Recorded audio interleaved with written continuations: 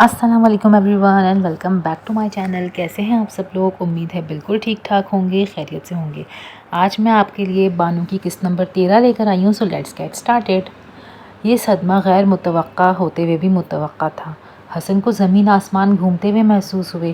Suraiya, Aleem, Fahim, Saleem, Bano, be be, ماموں، مومانی، نصیر الدین، سب کی شکلیں نظروں میں چکروں کی طرح گھومنے لگیں۔ پھر اسے ہوش ہی نہ رہا کہ وہ کہاں ہے۔ اس دن اماں کی حالت بھی دیکھی نہ جاتی تھی۔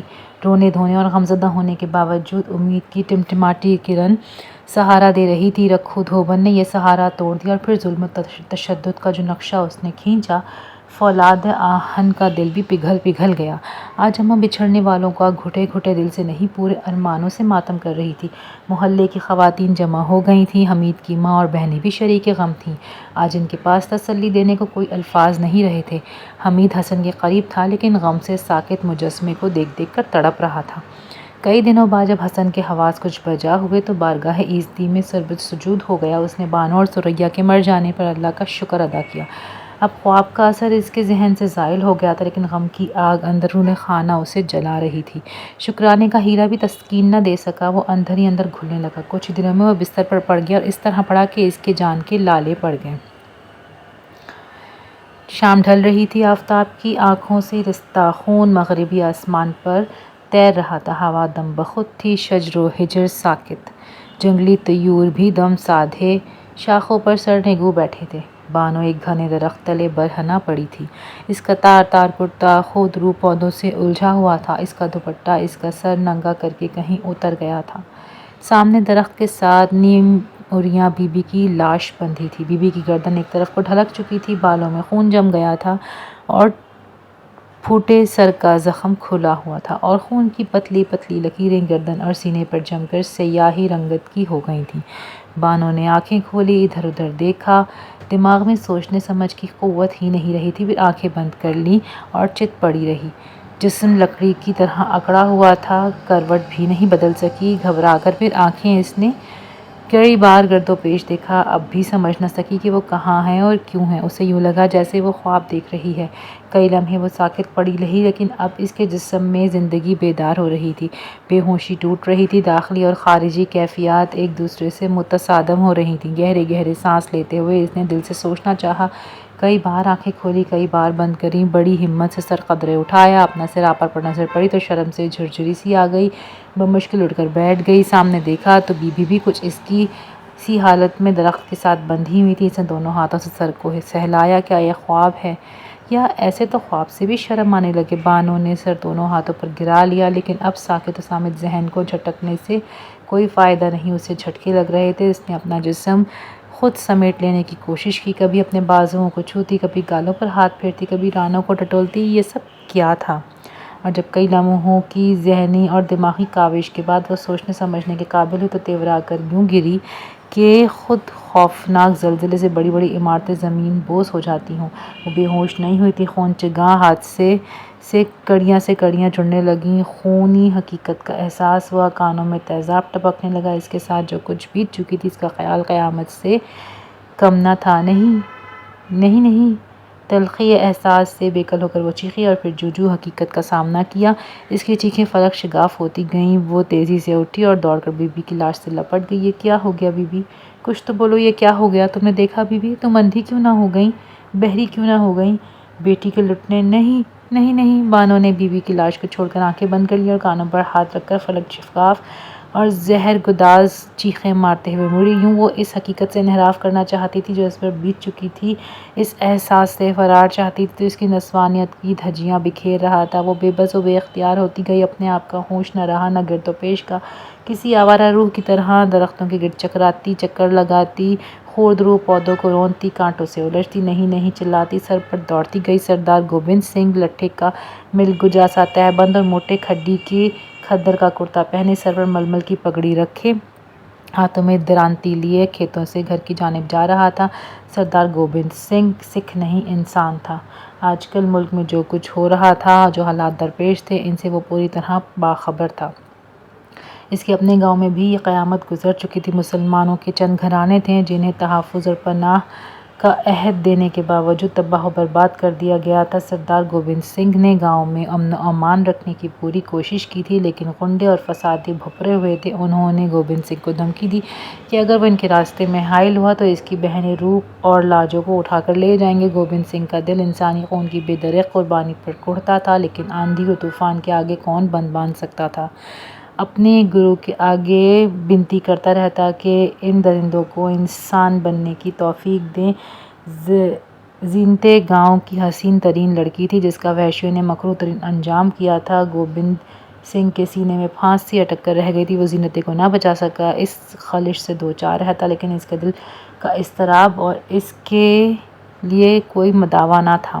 بجھے بجھے دل سے وہ کام میں لگا رہتا۔ گاؤں اب مسلمانوں سے خالی ہو چکا تھا۔ صدیوں سے آباد گھر لوٹے جا چکے تھے اور نذر آتش کیے جا چکے تھے۔ ان کے لہلہاتی کھیتوں کو خون میں ڈبو دیا گیا تھا۔ بے اختیار اس کا جی چاہا کہ اپنی بہنوں اور ماں کو لے کے کسی دور دیس چلا جائے جہاں صرف انسان ہی بستے ہوں، لیکن ارد گرد کے حالات سن سن کر مایوس ہو جاتا تھا۔ امن اور شانتی کی دیوی شاید روٹھ چکی تھی۔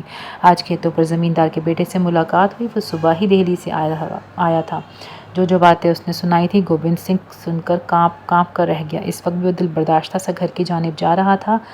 مغموم، اداس اور پریشان سا نظر آ رہا تھا اور نظریں پگڈنڈی پر جمائے سوچوں میں الجھا ہوا وہ تیز تیز قدم اٹھا رہا تھا۔ اس کی لال کھل کی لمبی نوک والی جوتی پر گرد کی موٹی تہہ جم چکی تھی اور اس کا تن و من جسم تھکا تھکا سا تھا۔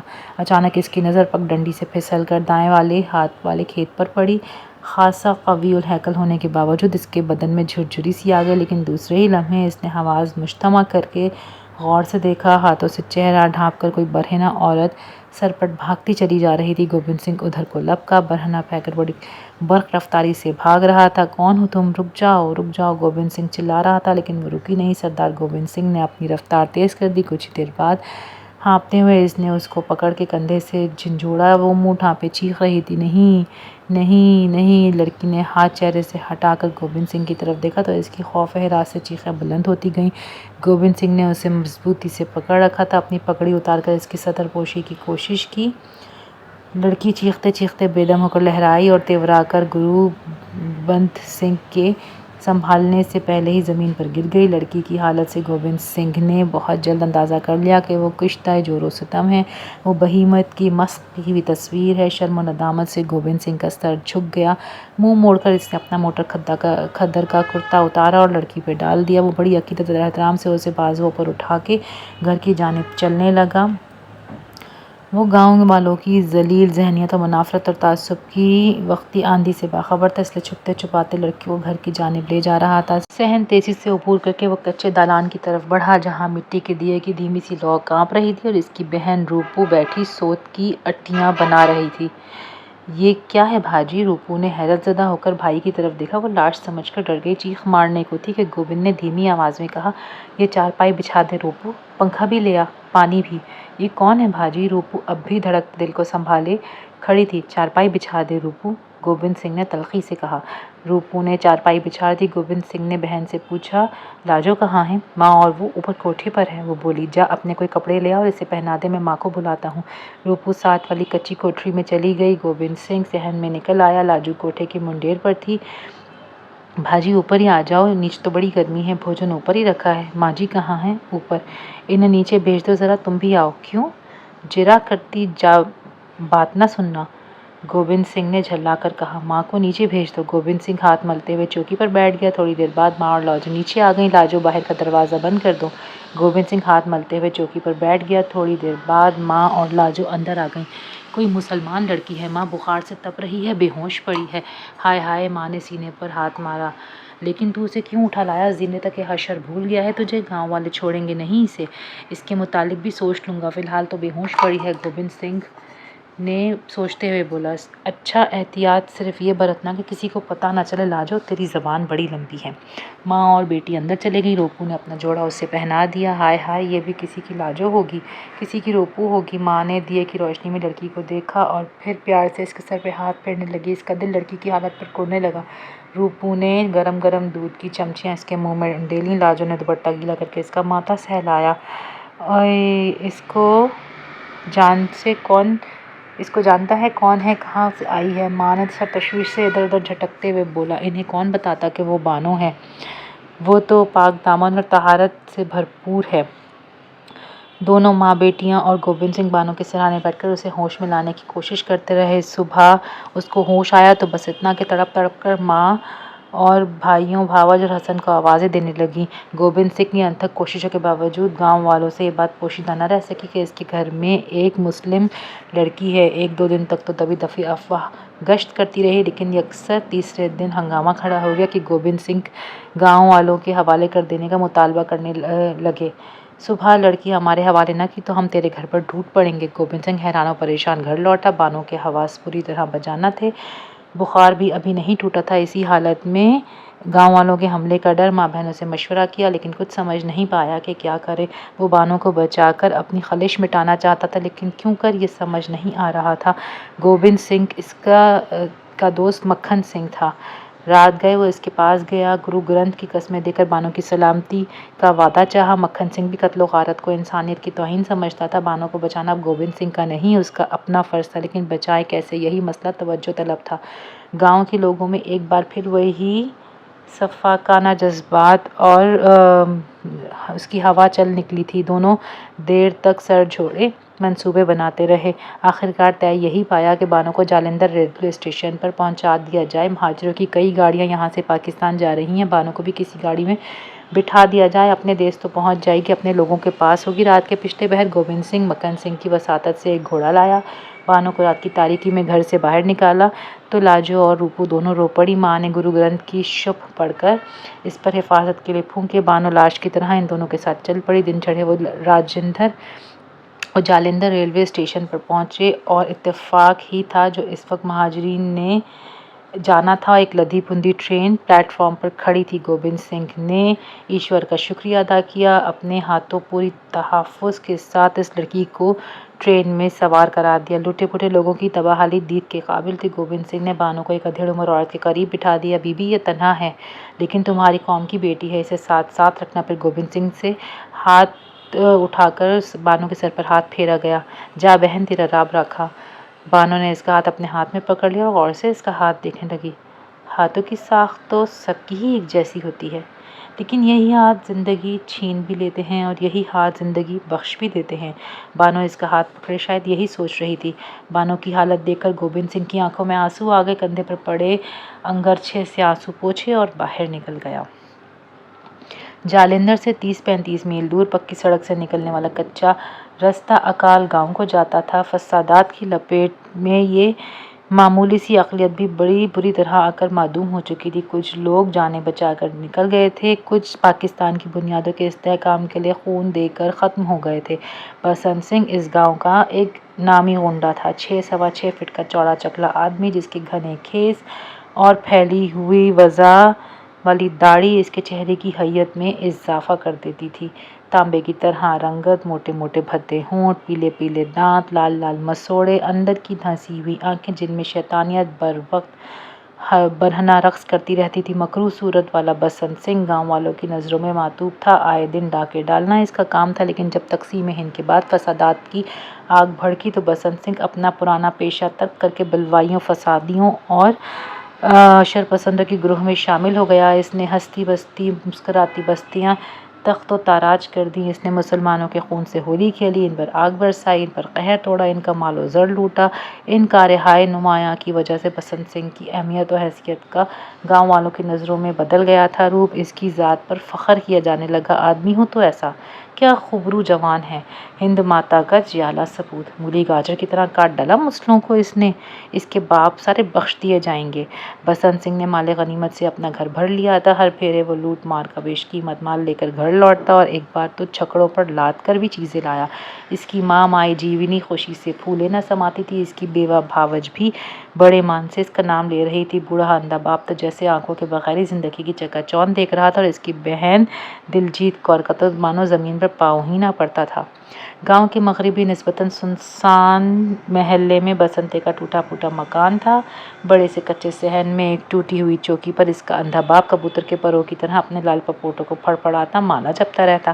दाएं हाथ दालान था जिसके कच्चे फर्श पर माई जीवनी पुराना चरखा लेकर सूत काता करती थी और खिड़कियां थी। एक में बसंत की चारपाई होती और दूसरे में टूटा फूटा सामान। लेकिन फसादात के बाद घर का नक्शा दिनों में बदल गया था। सैन की टूटी फूटी चौकी को तोड़कर जलाने के लिए रख दिया गया था। नई रंगीन पायों वाली चौकी जो किसी मुसलमान के घर में नमाज के लिए इस्तेमाल होती डाल दी गई थी। नया चौकोर खानों वाला काला खेस और साटन के गिलाफ वाला तकिया इस पर रख दिया गया था। बाबू के मैले कुचैले कपड़े भी अब नजर नहीं आते थे। बसंता बेशुमार कपड़ा लाकर दे चुका था। दालान में भी नए रंगीन पलंग डाल दिए गए थे जिन पर खूबसूरत सूजनियाँ बिछाई जाती थीं। जीवनी, इसकी बहू और बेटी ने मिलकर कमरों का लेप पोत कर लिया था। दीवारों पर सब्ज और फिरोजी रंग की सफ़ेदी भी कर दी गई थी। बसंती की कोठरी भी अब खासा कमरा बन चुकी थी। शीशों के तकिए वाला नवाड़ी पलंग डाल दिया गया था। उस पर लट्ठे की काढ़ी हुई चादर डाली गई थी। फिरोजी कच्ची दीवारों पर रंग बिरंगी तस्वीरें भी बना दी गई थी। बसंता जालंधर से गुरु ग्रंथ नानक और हानियाँ पढ़ते हुए सिखों की तस्वीरें भी ला रहा था। दीवारों पर कतारों की सूरत में इसकी बहनें तस्वीरें जोड़ दी थीं। फर्श की लिपाई इसकी माई जीता हर रोज़ बड़ी ही प्रीत से किया करती थी। जीता इन दिनों इठलाती फिरती थी। कहाँ तो ढंग से कपड़ा पहनने को नसीब नहीं होता था, कहाँ सूटकेसों के सूटकेस भरे पड़े थे। रेशमी झिलमिल करते कपड़े देख देख इसकी मान में जवानी भर जाती। जेवरों का भरा हुआ डब्बा था। रंग बिरंगे जेवरात इसने कई बार पहनकर देखे थे। इसकी ब्याह की बात आगे टालने की ज़रूरत ही नहीं रही थी। इसने गोटे किनारी से बड़ा सुर्ख दुपट्टा भी ओढ़कर छुपकर कितनी बार चेक किया था खुद को। खुदा जाने कौन बदनसीब उजड़ी थी जिससे जीता बस जाने की तमन्ना कर रही थी। गली मोहल्ले की औरतें अब अक्सर बसंते के मोहल्ले में माई जीवनी के पास बैठी नजर आती थीं। गांव के बुजुर्ग भी इसके अंधे बाप के पास वक्त गुजारी के लिए शाम को आ बैठते। बसंते जैसे बेटे की माँ और बाप दोनों होने पर उनको मुबारकबाद देते। बसंता हर रोज़ नया मुआरका करता और सुरखरू होकर लौटता था। कभी किसी गाँव का रुख करता तो कभी जालंधर शहर के किसी ट्रेन पर हमला कर देता। कभी सोए पाकिस्तान लोग उजड़े इसके तख्ताए मश्क बनते तो कभी तबाह हाल लोगों से भरी हुई गाड़ियां इसका निशाना सितम बन जाती। बसंता 2-2, 3-3 दिन घर से बाहर रहता लेकिन जब लौटता तो एक फातेह की शान से लौटता। आज उसे गए 3 दिन हो चुके थे। भाजी आज भी नहीं आए माँ, जीता ने कुछ विश्वास से जाहिर किया। हाँ, आज उसे आ जाना चाहिए था माँ, मुझे तो बड़ा ही फिक्र हो रहा है, जीता ने कहा। अब तो भाजी को दंगे फसाद छोड़ देने चाहिए। आए है पुत्री, सोहन सिंह की बीवी बोली, इसकी रखिया भगवान करने वाला है, फिक्रमंद होने की ज़रूरत नहीं है। पापी मलीछों से अपनी ज़मीन को खाली कर रहा है ये थोड़ा काम है क्या? चाची ठीक कहती है, लेकिन लड़ाई में कहीं पाजी। वो मुतफक्किर थी। ए नाशुदनी, मुँह से अच्छी बात निकाल, माँ ने जल्दी से कहा। जीता मुँह भर के चली गई। बसंता इस रात भी नहीं लौटा था तो माँ को भी फिक्र हुई। बाप भी मुस्तरब रहा। दोनों बेटे की सलामती के लिए प्रार्थना करने लगे। दोपहर खूब सर आ गई थी। हिद्दत इतनी बढ़ गई थी कि सांस लेना भी दुश्वार हो रहा था। गांव के लोग दरख्तों के नीचे बैठे हालाते हाजरा पर तबसरा कर रहे थे। मुसलमानों के कत्ले आम पर खुशी का इजहार हो रहा था। खालसों के कसीदे पढ़े जा रहे थे। पंजाब सिखों का है। मास्टर तारा सिंह ने इस ऐलान की दाद दी जा रही थी। घोड़े की टापों की आवाज़ आई। लोग सर उठाकर देखने लगे। बसंता आ रहा था। लोग इस्तकबाल के लिए यूं खड़े हो गए जैसे कोई फातेह मैदान मारकर आया हो। सरदार बसंत सिंह, किसी मंचले ने नारा लगाया। जिंदाबाद, कई आवाज़ें गूंज उठी। बसंते ने घोड़े का रुख इसकी तरफ फेर लिया। वो घोड़े पर अकेला नहीं था। ये कौन है? लोगों ने बेसब्री से पूछा। तुम्हारी भाभी, तुम्हारी बहू, बसंते ने हंसकर कहा। वाह वाह वाह वाह, सब उठ कर इसके गिर्द जमा होने लगे। कोई मुसली है? किसी ने पूछा। हाँ, बसंते ने सीना तान कर जवाब दिया। बेहोश है लगता। घोड़े की गर्दन पर लटकी लड़की गर्दन ढलकी हुई थी। हाजरीन में से किसी ने कहा, तो घर ले चलो इसे जल्दी से। किसी बुजुर्ग ने कहा, वैद्य जी को ज़रा घर तो ले आना, इसको बुखार भी है, बुखार से ही बेहोश है, जल्दी से वैद्य जी को ले आओ। बसंते ने घोड़े को ईड़ लगाई और घर की तरफ चल पड़ा। लोग माल गनीमत को देखने के लिए पैदल ही इसके घर की तरफ चल दिए और लोग बुलाने पर दौड़े चले आए। हर ज़बान पर बसंते की बहादुरी का नाम था। वैद्य जी भी आ गए। घोड़े से उतरकर बसंते ने बेहोश बानों को चारपाई पर डाला और घर के अंदर ले आया। माँ, बहन और भावज उसे देखते ही इसकी तरफ भागी। ये कौन है? सब ने बैक वक्त पूछा। बानो ने बसंते के कंधे पर पड़े पड़े आंखें जरा सी खोली और बंद कर लीं। तुम्हारी बहू है माँ, बसंते ने हंसकर कहा। जीता, देख अपनी भाभी कितनी सुंदर है। जीता ने इसकी तरफ प्यार से देखा। कौन है भाजी? कहाँ से मिली? मुसली है, माँ ने पूछा। हाँ हाँ, फखर से सीना तान कर बसंते ने कहा। कहाँ से मिली? भावज ने पूछा। जालंधर से गाड़ी पाकिस्तान जा रही थी। 10 मील भी नहीं गई कि हमने गाड़ी रोक ली और कोई दौलत तो ना मिली, यही उठा लाया। इसके मुंह पर पानी के छींटे तो दो, होश तो आए। अभी वेद जी आते हैं, इसे बड़ा सख्त बुखार है। बसंते पुत्र, अंधे बाप ने सारी बात सुनने के बाद उसे बुलाया। कोई लड़की हाथ लगी है आज? हाँ बापू, मुसली है, बड़ी सुंदर है। मैंने इससे ब्याह करने का इरादा कर लिया है। मुसली से ब्याह? नहीं बापू, इसे सिख बनाऊंगा। वाह गुरुजी वाह, तेरे तो सारे पाप ही झड़ जाएंगे पुत्र। तो और क्या, हम भी तेरे शुद्ध काम से स्वर्ग में जाएंगे। बापू से आशीर्वाद लेकर बसंता मुस्कुराता रहा। थोड़ी देर बाद गांव के कई लोग बसंते के सहन में जमा हो गए। खबर आग की सी तेजी से हर तरफ फैल गई थी। गांव की औरतें मुंडेरे फलांग फलांग कर बसंते के घर आ गईं। कई छतें फांदकर सहन में उतरने वाली सीढ़ियों पर दौड़ती आईं। लोग बसंते को दुहाइयाँ दे रहे थे, बेहोश बानों को देख देख कर फख्र कर रहे थे। कई मंचलों ने तो भंगड़ा डालना शुरू कर दिया। बसंते के कपड़े खाक और खून से अटे हुए थे। चीता इसके लिए नया जोड़ा निकाल कर ले आई। सहन के एक तरफ चारपाई खड़ी करके बसंत नहाने लगा। कुछ देर बाद नए कपड़े पहनकर लोगों के दरमियान एक शान से आकर बैठ गए। लोग इसके मौके के मुतालिक इससे सवाल करने लगे। आज हमने गाड़ी रोकी थी, बड़ा मज़ा आया। वो पाकिस्तानी फ़ौज के सिपाही ना आ जाते तो एक मुसला भी जिंदा ना बचता। आज तो मामला किरपान और संगीनों से ही नहीं, गोलियों से भी हुआ। बसंते ने चारपाई पर उखड़ूं बैठते हुए कहा। इसके घने केस खुलकर पुश्त पर फैल गए थे। पानी रिस रिस कर इसके नए कुर्ते को गीला कर रहा था। हाय भाजी, जीता ने छाती पर हाथ मारा। गोलियां चली, आपको डर नहीं लगा? डर और बसंता, हा हा हा। बसंते के मुंह से थूक के जर्रे उड़ने लगे। कुछ देर बाद लोगों को बातें सुनाता रहा। लोगों की नज़रों में वो एक हीरो की तरह अजीम और मोतबर था। अरे कोई वेद जी के पास भी गया या नहीं? बसंते ने इधर उधर देख कर पूछा। कहीं ये बीत ही ना जाए, सारी खुशी किरकिरी हो जाएगी। माँ देखना, सांस तो ले रही है ना? माँ ने बानों के नथनों के आगे हथेली रख दी, फिर मुस्कुराकर बेटे को देखा और इस्पात में सर हिला दिया। चाची, इसे पंखा करती रहो, बुखार से फूंक रही है। बसंते ने हरनाम सिंह की बीवी से कहा। बड़ा ख्याल है भाई इसका अभी से। चाची ने प्यार से बसंते की तरफ देखा। धर्म पत्नी बन गई तो पता नहीं क्या क्या करता फिरेगा। बसंता मुस्कुराते हुए बानों के सिरहाने आन खड़ा हुआ। बेहोश बानों के चेहरे पर इसकी गहरी नजरें पड़ने को थीं। इसकी आंखों में नंगा शैतान नाचने लगा। वेद जी, इसे तो आज भी होश नहीं आया, तीसरा दिन जा रहा है। बसंते ने तशवीश भरी नजरों से बानों को देखते हुए कहा। वेद जी ने मुतफिकराना अंदाज में सर हिलाया और अपनी जड़ी बूटियों के थैले में कोई चीज़ तलाश करने लगा।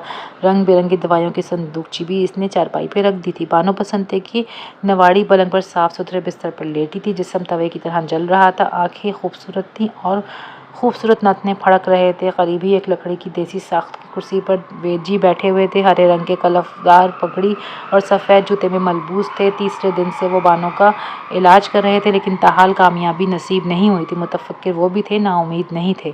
बसंते को बानों में जाने कौन सी तिलिस्माती कशिश नजर आई थी जो दंगे फसाद भूल कर इसके सिरहाने आन बैठा था। वेद जी की हिदायत पर पूरी तरह अमल भी कर रहा था, लेकिन फिर भी बानों को होश नहीं आ रहा था। वेद जी, ये मर तो नहीं जाएगी? बसंते ने फिक्रमंदी से पूछा। नहीं बसंत जी, फ़िलहाल तो मैं मायूस नहीं हुआ। इसे बहुत सदमा पहुंचा है। बुखार भी इसी सदमे की वजह से है। आप दवाई बाकायदगी से देते जाएं। लोगों को बिल्कुल इसके पास आने ना दें। खामोशी और सुकून से हालत जल्द संभल जाएगी। वो तो मैंने पहले ही सबको मना कर दिया है। इसके पास मैं होता हूँ या जीता, लोगों को तो जहन से अंदर आने भी नहीं देता। दवाई भी मैं ही दे रहा हूँ। फिक्र ना करो सरदार जी, ये नई दवाई दे रहा हूँ, इससे उम्मीद है जल्द ही होश में आ जाएगी। दूध चम्मच मुँह में ज़रूर डालते रहना। वो तो हम इसको बराबर दे रहे हैं। अब बस फिक्र ना करो, ये दवाई अब दूध में मिला कर दे तो शाम को मैं फिर पता करूँगा। वेद जी, मैं आपकी बड़ी सेवा करूँगा। बसंत जी ने हाथ जोड़कर वेद जी से कहा। वेद जी इत्मीनान से मुस्कुराने लगे। भगवान करे ये ठीक हो जाए, फिर तेरे ब्याह पर खूब खूब नाचेंगे। ज़रूर वेद जी ज़रूर, वो तो देखा जाएगा, पहले इसको होश पे तो आने दो। जब इसको होश आ जाए तो इसकी दिलजोई करना ज़रूरी बात है कि वो अपनों को याद करके रोएगी तड़पेगी। बस तुम इसे रोने ना देना, कोई ऐसी वैसी बात ना करना। ज़ेर लब मुस्कुराते हुए वेद जी ने आंखों के इशारे से बसंती को समझाया। अच्छा वेद जी, बसंती ने मासूम हंसी हंसते हुए कहा। मैं तो इससे ब्याह करने का पक्का इरादा करके बैठा हूँ, आप फिक्र ना करें। अच्छा अच्छा, वेद जी ने उठते हुए कहका लगाया। तो आप खासे समझदार हो गए हो। वेद जी के जाने के बाद बसंता बानो के सिरहाने आकर बैठ गया और पंखा झलने लगा। बड़ी हरीसाना नज़रों से उसे देखते हुए सोचने लगा, जब ये बांकी नार इसकी दुल्हन बनेगी तो कैसी लगेगी। दोपहर ढल रही थी, सूरज की बेदम किरणें गुरुद्वारे के सुनहरी कलश से उलझ रही थी। बारिश बड़े खूब ने मौसम को बहुत खुशगवार कर दिया था। सितंबर का आगाज़ था, यूं भी रुत काफ़ी बदल चुकी थी। बसंता बानो के पास बैठा उसे पंखा कर रहा था। चीता करीबी खड़ी होकर एकटुक बानो को देख रही थी। बानो की बेहोशी का आज 7वां दिन था। बसंता जालंधर से एक डॉक्टर को ले आया था। इसने लड़की को हिला जुला कर देखा, इंजेक्शन दिए, मिक्सचर और पाउडर भी तजवीज़ किए। 2 दिन से इस डॉक्टर का इलाज था। वैद्य जी की दवाइयों का असर था या डॉक्टर की अद्वियात का। आज बानो का बुखार कम था। सुबह से ही ठंडे ठंडे पसीने आ रहे थे। बसंती की खुशियों का ठिकाना न रहा, लेकिन डॉक्टर ने भी यही हिदायत की थी कि अभी उसको पूरी तरह से ठीक होने तो दिलजोई करो, उसको रोने ना दो वरना दिमाग ख़राब हो जाएगा। बानो ने हाय की, फिर इसकी पलकें फड़फड़ाई। करवट बदलने की कोशिश की। इसने अपने दायां बाजू हिलाने की कोशिश की और जुम्बिश की। चीता ये होश में आ रही है, अब देखो तो ज़रा, पलकें भी फड़फड़ा रही है। बसंती ने खुशी से चीख मारते हुए कहा, हाँ भाजी, मैं तो इसको ही देख रही हूँ, कितनी सुंदर है पलकें तो देखो, काली काली लंबी लंबी। पानी लाओ चीता। हाँ, वो चम्मच भी पकड़ाओ। चीता पानी का गिलास और चम्मच लेकर आ गई। बानो के होंठ सूख रहे थे। बसंता उन्हें तर्क करने लगा। बीबी, बानो के मुँह से कराहते हुए आज कोई लफ्ज़ निकला। माँ को बुला लाओ, भाग के बुला लाओ, देखो तो होश में आ रही है। चीता माँ को बुलाने चली गई। बसंता इंतहाई शौक से बेकाबू होता गया। इसने कई बार अपने हाथ उसके गालों पर फेरे, अपनी मोटी मोटी उंगलियों से बानों के होठों को टटोला। इसका बस नहीं चलता था कि वो अंधाधुंध इस वक्त बहुत सारी गुस्ताखियाँ कर बैठा, लेकिन वैद्य जी और डॉक्टर की हिदायत पर अमल करना ज़रूरी था। इसलिए अपने दौड़ते वहशियाना जज्बात को दबाते बानों के होठों को पानी से तर करता रहा। हाय, बानों के वजूद में फिर हरकत हुई। बसंती ने बड़ी एहतियात से सहारा देकर इसको सीधा किया। बानों का सर अब पलंग की पट्टी पर था और वो इसी के सामने बैठा था। माँ और चीता भी आ गई। चीता पलंग के शीशे वाले हिस्से में बैठी थी और माँ पट्टी पर बानों के बाजू पर हाथ फेर रही थी। बानों ने करवट बदली, चित लेटी वो सर को बार बार इधर उधर पटकने लगी। सब मुतजस्सिस होकर उसे ही देख रहे थे। बसंती की हालत दीदनी थी। माँ, इसे होश आए तो माँ बनकर प्यार करना, डॉक्टर कहता था। इसका दिमाग ख़राब होने का डर है, दिलासा देना बहुत ज़रूरी है। हाँ, मैं खुद समझती हूँ, माई जीवनी ने कहा। जीता, तुम भी समझी ना, किसी तरह भी इस पर यह ज़ाहिर ना हो देना कि अपनों के दरमियान नहीं, उसे हर तरह से। अच्छा भाजी, मैं तो उसे सहेली बना लूँगी, ज़रा होश तो आ ले। ऐसी मनमोहनी भाभी किसको अच्छी नहीं लगती। बसंता मुतमईन होकर फिर बानो की तरफ मुतवज्जा हो गया, जो अब पलकें तेजी तेजी से झपका रही थी। बानो की पट्टी की दूसरी तरफ जाके बैठ गया। इसके हवास अब बेदार हो रहे थे। डॉक्टर की हिदायत के मुताबिक बसंते ने सफ़ेद सफ़ूफ की पुड़िया पानी में डाली और खतरा खतरा बानो के हलक में उंडेलने लगा। तजस्सुस और शौक के लम्हे रेंग रहे थे। बानो ने आंखें खोलकर फिर बंद कर ली। अब वो हाय वाय कर रही थी। कई बार इसके होठों पर बीबी का लफ्ज़ थर्रा गया। भाभी को भी इसने आहिस्ता आहिस्ता 2-3 बार पुकार लिया था। पानी। बानो ने करवट के बल होते हुए आंखें खोल दी। माई जीवनी पानी का गिलास लेकर उसके पास आके बैठ गई। लो, पी लो। माई जीवनी ने इसके सर पर हाथ फेरते हुए कहा। बानो की आंखें एकदम पूरी तरह से खुल गईं। वो एकटुक माई जीवनी को देखने लगी। इसकी आंखें हैरान थीं और पूरी खुल जाने की हद तक वाह हो गई थीं।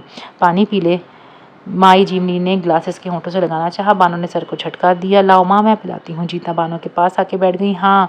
जीता ग्लास लेकर आगे बढ़ी। बानो अब निगाहें उस पर जमा कर रह गई। थोड़ा सा पानी पी लो, तुम्हारा हलक खुश्क हो रहा है। जीता ने मुस्कुराकर कहा। बानो कभी जीता और कभी माई जीवनी को देखने लगती। माई जीवनी हटकर दूसरी चारपाई पर जाके बैठ गई। बानो की नज़रें अब उस पर पड़ी।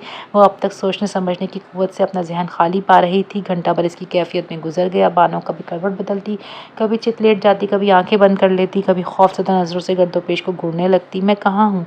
बमुश्किल वो बस इतना ही कह पाई। तुम अपनों में हो, घबराओ नहीं। बसंती ने हलीमी से कहा। वो इसकी हिम्मत मंदाने को इसके करीब आ गया था। करीब आकर छुपते हुए बानो को तसल्ली दे रहा था। इसका बदहैयत और खौफनाक चेहरा देखकर बानो के मुंह से खौफनाक चीख निकल गई। फिर वो बेहोशी तारी करके बैठ गई। यूं ही पूरी रात गुजर गई। वैद्य जी ने आकर बानो को देखा और उसकी हालत उन्हें तसल्ली बख्श लगी। ख़तरनाक हदूद से वो बाहर आ गई थी। बुखार भी टूट चुका था, लेकिन हिसियानी कैफियत अभी भी जारी थी। वो बार बार अपने घर वालों के नाम ले रही थी, हसन को पुकार रही थी, कभी चीखें मारती, कभी बड़बड़ा जाती और कभी नहीं नहीं की रट लगाकर दिलदोज अंदाज से सर पटकने लगती। बाकी आइंदा अगर आपको एक किस्त पसंद आई है तो please do give it a thumbs up, do like share and subscribe my channel. मिलते हैं अगली वीडियो में, तब तक के लिए अल्लाह हाफिज़।